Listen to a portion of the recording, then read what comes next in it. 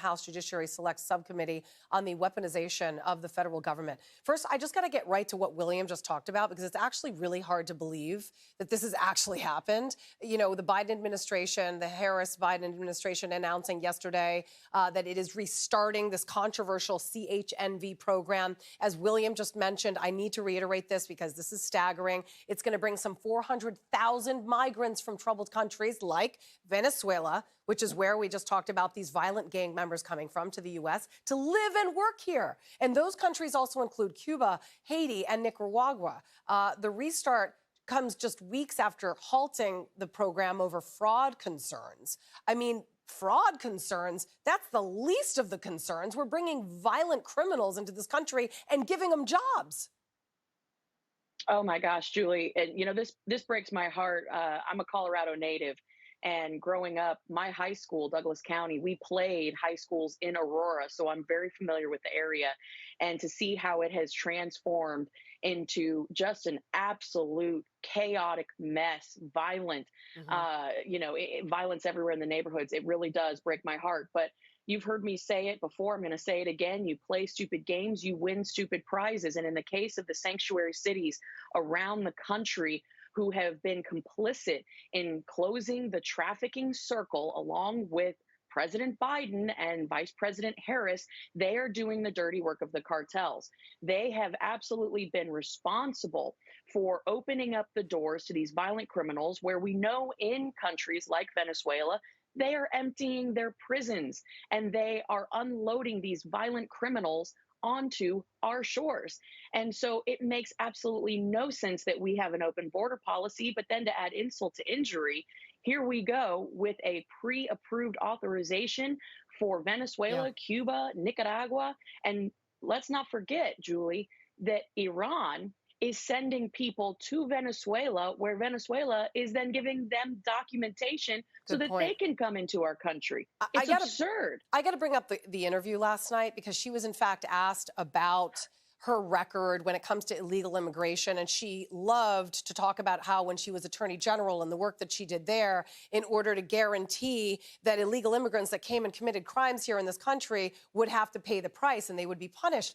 That's not true. And I appreciate that Dana Bash brought it up, but she didn't follow through. What about all the illegal immigrants that, she went ahead and put them behind bars? They were right out because she, in fact, signed a policy that would not only allow them to get out back into the workforce and give them jobs, they would get job training, and on good behavior, they would expunge their record. Just like William was just saying, there's no criminal background, so you can't even track these people once they're arrested and let back into society. That's her record. I mean, let's talk about record, because that's not what I heard on that interview yesterday. Exactly right, Julie. I mean, Kamala Harris has a record of failing up. That is her legacy, failing up.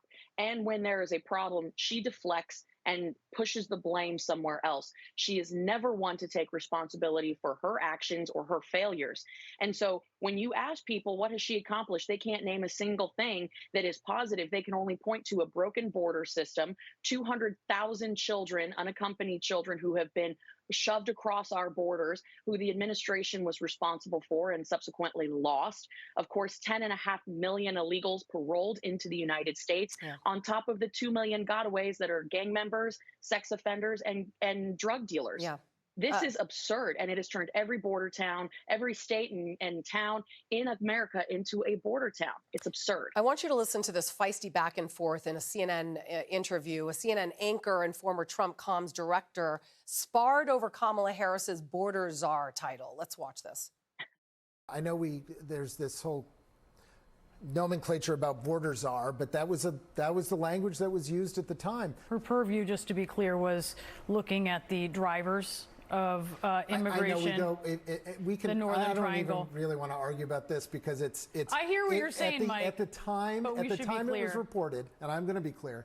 At the time it was recorded, even CNN called her a border czar. So we're really. We can argue about that. I find that. No, we didn't. Yeah, I think we can go back and double check that. We'll go back and double check it. Wait a second. First of all, not only did CNN call her a border czar, the White House called her a border czar. That was the job that she was given. That was her title. In fact, that was officially released by the White House, which is why we've been talking about it so much, because she did nothing as the border czar. But there's also plenty of evidence that tells a different story. Now watch this.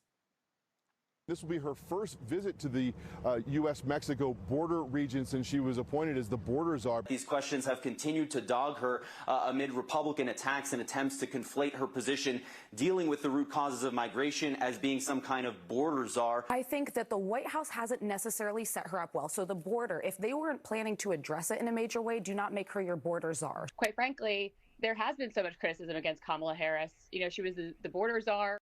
Okay, so CNN did call her the border czar. I correct myself. The White House did not. They didn't want to call her the border czar, but they did appoint her in charge of the border. And her job, border czar or no border czar, she was appointed the job to find out what the root cause was of illegal immigration. That was her job, and she did not fulfill it. They aren't the only network, in fact, that called Harris the border czar. Here it is. I think Joe Biden has gone there once. Kamala Harris, who was appointed as the border czar, hasn't gone there at all. Becoming, the unofficial border czar. I think most Americans think it's pretty disgraceful, Martha, that you've been to the border more than Kamala Harris, and she's supposed to be the border czar. Okay, so what do you want to call her? I mean, if there's a title, what would it be? Quite frankly, Julie, I don't think Americans really give a damn what her title was. And if they want to argue and spar over whether she was or not the border czar, the fact remains is that everyone cannot deny the fact, because they've admitted it, that she was in charge of the root causes of the border. Sounds like a border czar to me. Vice president. I mean, isn't that the definition? We know she was the border czar. That's what they were calling her. But people want to push back on it. Fine. Now look at what they're doing. Yeah. They're importing the root causes of the border. She was supposed to be addressing ways to actually keep people in their home countries so that we wouldn't be seeing these mass floods of people at our southwest border. So I think it's ridiculous. We know what's true. The American people are not dumb, and they'll vote accordingly.